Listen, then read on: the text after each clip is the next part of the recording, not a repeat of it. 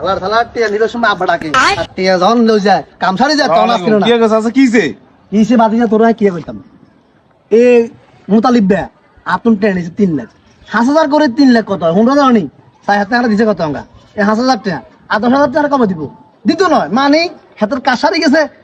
এ দেশে এখন চলে রে এটা মানে সারি দিলে আসছিল না ক তুই কো আ কিতে মন ক তাহলে বলে অস করিয়েছেন না এই ও তো হস করলে কি হস তো আই আর মত করে করছি অনেক